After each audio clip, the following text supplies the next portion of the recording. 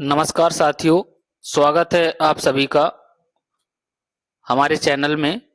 तो आज हम फिर से आपके सामने उपस्थित हैं यूपी टीईटी के एक और इम्पोर्टेंट टॉपिक के साथ में, जो कि हिंदी विषय से संबंधित है। और आपको स्क्रीन में जैसा कि दिख भी रहा होगा कि जो टॉपिक है वो क्या है, रस एवं उनके स्थायी भाव। इस विषय में टॉपिक है। और ये ज़्यादा लंबा वीडियो नहीं रहेगा, करीब 5 मिनट अधिकतम वीडियो रहेगा ये। और इसमें आपको रस और उनके स्थायी भाव क्या होते हैं उनके विषय में बताया जाएगा। तो सब लोग वीडियो अंत तक देखें और वीडियो को ज़्यादा से ज़्यादा शेयर करें, लाइक करें, ताकि सभी लोगों तक लाभ पहुंच सके। ज़्यादा देर ना करते हुए आपके लिए वीडियो शुरू करते हैं। तो सबसे पहले अगर हम देखेंगे कि रस, एक साइड लिखा है रस ये, और इधर क्या लिखा है, स्थायी भाव। क्या लिखा हुआ है, इधर लिखा है रस और ये लिखा है स्थायी भाव। तो सबसे पहले अगर हम रस की बात करेंगे तो इधर हम देखेंगे सबसे पहला जो रस है वो क्या है। सबसे पहला रस है श्रृंगार रस। ठीक है, श्रृंगार रस है। और श्रृंगार रस का जो स्थायी भाव होता है वो क्या होता है, रति होता है। और रति का मतलब क्या होता है, प्रेम होता है। क्या होता है, प्रेम होता है, जो कि श्रृंगार रस का स्थायी भाव होता है। ठीक है ना। और इसके बाद श्रृंगार रस के भी दो भाग होते हैं।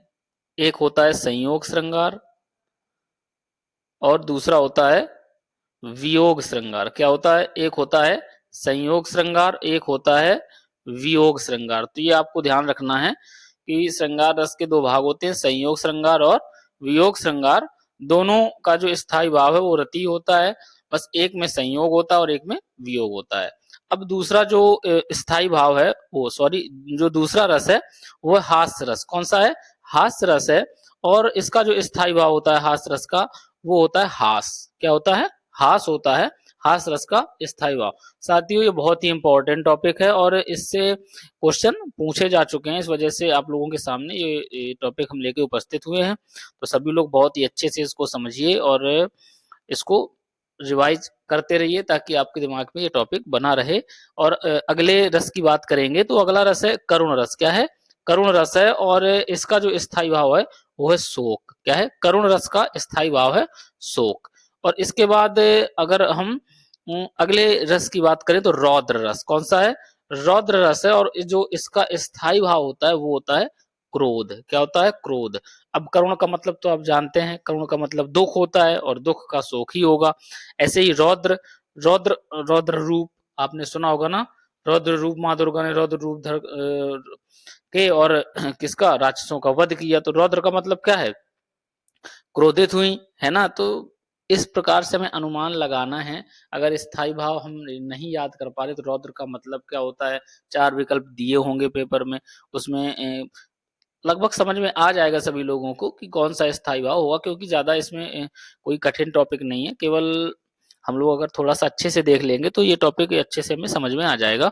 इसके बाद अगला है रस वीर रस। क्या है, वीर रस। और इसका जो स्थायी भाव होता है वो क्या होता है, उत्साह होता है। इसके बाद अगला है भयानक रस। क्या है, भयानक रस है। और भयानक रस का जो उत्साही भाव क्या होता है, वो स्थायी भाव, स्थायी भाव क्या होता है, भय होता है। ठीक है, वीर रस का स्थायी भाव उत्साह हो गया और भयानक रस का स्थायी भाव क्या हो गया, भय हो गया। ठीक है, अब इसके बाद आता है विभत्स रस। कौन सा, विभत्स रस आ गया। और इसका जो स्थायी भाव होता है वो क्या होता है, जुगुप्सा। और जुगुप्सा का मतलब क्या होता है, घृणा होता है। ठीक है ना। इसके बाद जो अगला है, अगला रस है अद्भुत रस। और अद्भुत रस का जो स्थायी भाव होता है वो क्या होता है, विस्मय होता है। इसके बाद शांत रस आ गया। ठीक है, क्या आ गया, शांत रस। और इसका जो स्थायी भाव होता है वो होता है निर्वेद। क्या होता है, निर्वेद। इसके बाद भक्ति रस आ गया। क्या हो गया, भक्ति रस आ गया। तो ये भी क्या, एक रस है और इसका जो स्थायी भाव है वो होता है अनुराग। क्या होता है, अनुराग। अभी इसके बारे में थोड़ा सा चर्चा करेंगे। ऐसे ही वात्सल्य रस है। और वात्सल्य रस का जो स्थायी भाव होता है वो क्या होता है, वत्सलता। तो एक बार और हम जल्दी से रिवाइज कर लेते हैं। श्रृंगार रस, श्रृंगार रस का स्थायी भाव होता है रति, मतलब प्रेम। और हास्य रस, हास्य का मतलब हंसी, आप जानते हो हास्य रस, तो इसका जो स्थायी भाव हो गया हाश हो गया। और करुण रस का स्थायी भाव शोक हो गया। और इनके एग्जाम्पल भी बहुत सारे होते हैं, आगे अगर समय रहा तो विद एग्जाम्पल इसको हम विस्तार से टॉपिक को कंप्लीट करेंगे। हालांकि इतना ज़्यादा विस्तार से समझने की ज़रूरत नहीं है, क्योंकि इसमें अधिकतर क्वेश्चन यहीं से पूछे जाने के चांस रहते हैं। इसके बाद रौद्र रस और इसका जो स्थायी भाव वो क्रोध है। वीर रस का स्थायी भाव उत्साह है। भयानक रस का स्थायी भाव क्या है, भय है। इसके बाद विभत्स रस की बात करें तो विभत्स रस का जो स्थायी भाव है वो है जुगुप्सा, और उसी को हम घृणा भी कहते हैं। इसके बाद अगला है अद्भुत रस का जो स्थायी भाव है वो है विस्मय। इसके बाद शांत रस का जो स्थायी भाव है वो क्या है, निर्वेद है। और भक्ति रस का स्थायी भाव है अनुराग। और वात्सल रस का जो स्थायी भाव है वो है वत्सलता। अब इधर एक चीज समझने वाली है कि एक आ गया भक्ति रस और एक आ गया वात्सल्य रस, ठीक है। इधर हम इसको समझाते हैं आपको। जैसे हमने पढ़ा क्या, श्रृंगार रस, क्या पढ़ा, श्रृंगार रस, ठीक है। इधर अगर आप देखेंगे थोड़ा सा ये मिस्टाइप हो गया है, अगर ये इस तरीके से होगा, क्या होगा, इस तरीके से श्रृंगार। तो अगर हम देखें तो ये श्रृंगार रस है, और श्रृंगार रस का जो स्थायी भाव होता है वो होता है रति। और रति का मतलब क्या होता है, इधर प्रेम हो गया। अब देखते हैं आगे एक भक्ति रस। अब भक्ति रस की बात करें, ठीक है, तो अगर हम भक्ति रस की बात करते हैं इधर, तो भक्ति रस में किससे प्रेम होता है, भगवान से प्रेम होता है। तो ये भी क्या, अगर देखा जाए तो श्रृंगार रस का ही भाग माना जाता है। किसका भाग माना जाता है, श्रृंगार रस का ही ये भाग एक माना जाता है।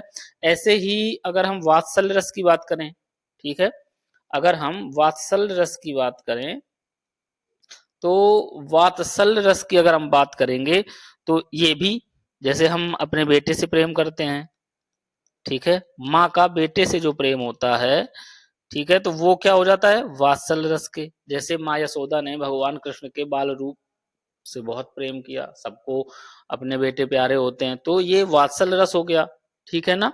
तो ये भी प्रेम है। तो अगर देखा जाए तो ये भी श्रृंगार रस के अंतर्गत आता है। तो कहीं कहीं क्या है, वैसे तो 11 संख्या मानी गई है रसों की, ठीक है ना, लेकिन कहीं कहीं क्या है, अगर इन दोनों को हम लोग श्रृंगार रस के अंतर्गत ले आते हैं तो फिर ये संख्या 9 हो जाती है। ये चीज हमें थोड़ा सा ध्यान रखनी है, इस वजह से मैंने आपको समझाने का प्रयास किया कि ये क्यों 9 मान लेते हैं लोग। और मेरे समझाने का कोई और मतलब नहीं था, क्योंकि अधिकतर जगह 11 ही मिलेगी आपको, और कहीं कहीं 9 मिल सकती है। तो 9 क्यों क्यों मिल सकती है वो मैंने आपको समझाने का प्रयास किया कि इधर जो भक्ति रस है वो भगवान से प्रेम होता है, वात्सल्य रस बेटे से प्रेम होता है, ठीक है, और श्रृंगार रस तो अपना है ही। तो श्रृंगार रस के भी 2 भाग होते हैं, संयोग श्रृंगार और वियोग श्रृंगार। तो इस तरीके से जो ये रस और उनके स्थायी भाव हैं, ये टॉपिक यहीं पे समाप्त होता है। सभी लोग अपनी तैयारी अच्छे से करते रहिए, मुस्कुराते रहिए, और सभी लोग स्वस्थ रहें, मस्त रहें। धन्यवाद। Thank you.